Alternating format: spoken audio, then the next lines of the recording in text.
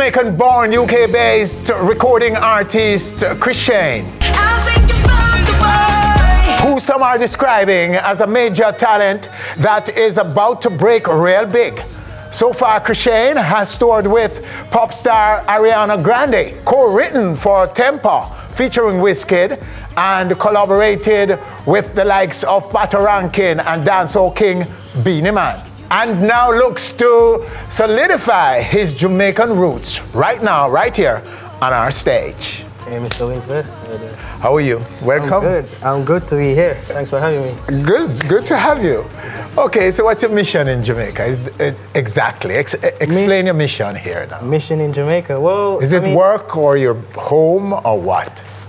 Well, it's part work, and I'm here on holiday, just taking a bit of break. But you know, wherever the music is, I'm there. So home is the UK, not Jamaica. Well, where do you call home? Living-wise, I mean, Jamaica will always be home.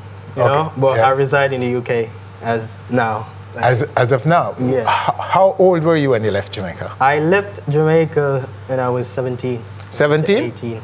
Did you leave here an artist, a musician at all? Well, I mean, not a full-out, proper professional musician, but I mean, graduated from high school and just went straight out because I was in the choir. So, I mean, doing music all my life, but professionally, I started doing it in 2014. Okay, so we're in Manchester, Jamaica, Cristiano, Manchester, Jamaica. Yes. We need to say that because there's Manchester in the UK. So that's where you were born and raised, and you were part of the choir. Yes, Knox College choir, big up on yourself. Christian kid growing up, I suspect. Yes. I mean, I wasn't fully fledged baptized, but in a Christian home, I lived a certain way. So, so when you reach the UK, you break out, so to speak. Break out. What break away from your Christian values and principles. No, I still have my Christian values and principles, but I mean, if it means break out as in changing morals, no. If it's like getting cheeky now and then, depending creatively on that stance, well, yeah, you know, as an artist. So how do you describe your music? What's your music? Yes, so my music would be best described as colorful, and it has my Jamaican roots and infused with the crossover appeal. It's always been like, for me, from a young age, being very experimental, and with that, it's like, once I started finding myself more and more as I got older, is then where I started infusing like different melodies and like beats. I listened to my influences from Garnet Silk to Michael Jackson to, I mean, Bob Marley, the Great, to Luciano, I mean, Celine Dion, Kenny Rogers.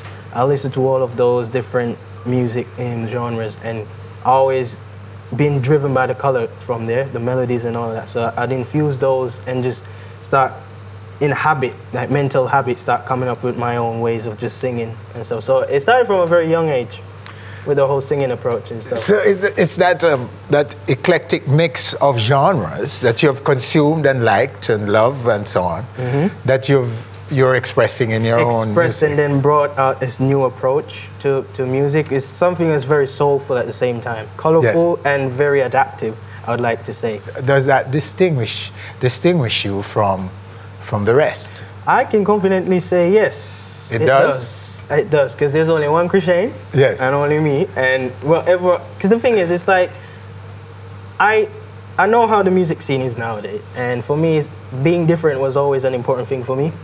Being unique and stuff, growing up, like the mentality, how I was as a person, apart from the artist, it's always been a thing where I like being different. I like being unique. I've always had this outlook about just trying to be different, whatsoever way. You know what I mean? And I've always grown up on the fact and learned that from the elders as well, saying being different makes you remembered, you know? And for me, it's always been a thing like not trying to focus on being the next big thing, but becoming a living legend, so to speak. You know what I mean? And creating anthems, not hits. Well, that is critical for a recording artist, because you know, nobody in the consumers of music, fans of music don't want to have the same. Yeah, exactly. They want newness and freshness all the time. Exactly. Just stick a pin right there and give them a piece of your music right now. All right, let's go. Inconsiderate about my love and it's deliberate. What you're doing to my aching heart can be done.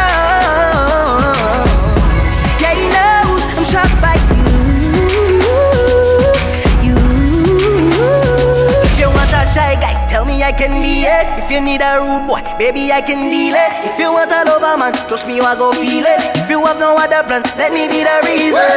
You left about a week ago. You told me that you're going down to Chicago. Inconsiderate, girl, me wanna let you know. Yeah, I'm gone, I'm gone. You're inconsiderate. Krishane working out with Patoranking, the African and Jamaican linking up in the UK, right? Yes. Recorded in the UK? Yes. Well, it was recorded in Trondheim, in Norway, actually. In Norway, that's Yeah. where the recording was done. Yeah, so and the crazy. video, what was the video? The video was where shot, was the video shot? in Ghana. In Ghana? Yes. Okay, so we're actually looking at Ghana in there. Yeah, basically Ghana. It was a 2-day video shoot. I mean, it was one of the best experiences of my life. Like the culture there and stuff. A lot of people was like watching the video and say, hold on, there's some parts in Jamaica or somewhere? But I was like, well, no, it's actually Ghana. I was just wondering myself too. Yeah. So there's a lot of, it seems, Africans and Jamaicans linking up in the UK. Yes, yes. And doing music, because the Afrobeat is big stuff in the UK in the now. UK, yeah, because it's mainly it's really dominating, or like is it dominating the UK scene at the moment, and it's looking on to going over into the States heavily. It's starting bleeding over there a lot. So it's like I said, for me, it was very important to solidify that link with Africa and Jamaica, because I mean, based on roots, for 2 reasons, based on roots and like the musical similarities with both, were very rhythmic and all of that. So it was like me doing this, and then that was the first time hearing about Patoranking. So it was like, okay, Patoranking, and I got his introduction and stuff, and then yeah, we kind of linked up and then heard his stuff on it, but I didn't know it was like, he had that approach of a DJ kind of thing, like having that almost Jamaican DJ swing to it. And it was almost as if I thought it was a dancehall artist they put on it. I was asking for Patoranking, and they were like, no, that is him. I was like, okay, all right. So I was very impressed, and that opened many doors in Africa, not only like in Nigeria where he's from, but in East Africa, in Ghana. You have West Africa is on MTV, East Africa MTV, MTV based West Africa, South Africa. The radio stations there, the support has been immense. Like, it's been really crazy. But this isn't the song you got most of your exposure from. No, actually not. It was the song with Drunken and Capable. Right. The first debut single featuring Melissa Steele, and had the remix with Beenie Man on it. And right. Yeah. So how well did that do? And where did it do well? So it was only service for the UK as a first promo single. That went, so on the Shazam chart, it was the highest Shazam record for September in that period, the highest record on Shazam. It went to number 3 and then went to number 1 on the Future Hits chart. And then it debuted in the top 20s on the British chart. And then later on going into different like top 100 in different parts of like Dublin and different parts of the UK and the United Kingdom, different side of Europe. All right, let's take a little piece of it right now. You can blame a man for trying, but I cannot deny it. From the moment you arrived, oh, you got my heart drunk and incapable. I beg you, please don't leave me miserable. Drunk and incapable. So that's that's your biggest track. You got most of your exposure from that. Yes. But you've also done a tour. Is it just one tour? Well, with Ariana one Grande? major tour, yeah. With Ariana One major Grande, tour. with Ariana Grande. A European tour, a UK tour, it was what? just all-rounded UK tour. So it was all arenas tour, and we did all arenas. Yes. So that was my first time experiencing like big, massive arenas, which for me, I thought I was gonna just flop and dodge that at the last minute. But so what was your role? How were you presented? Well, mine was to open the show, open all the shows, and it was weird because during the whole time there, it's like for me, I just got exposure from my first single, and it was in the round about just getting onto that show. So in my head, I was just thinking, I tend to overthink a lot.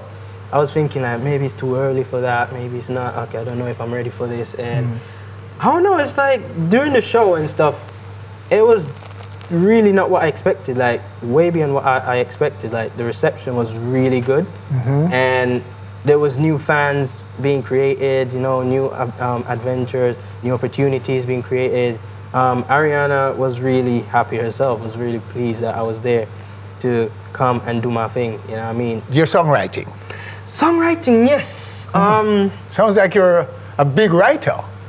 Okay, I mean, I'm developing as I grow. Yes, Wizkid. Yeah, so Not Letting Go was my first co-write. It's my first major co-write. Not Letting Go for Tinie Tempa featuring Jess Glynn.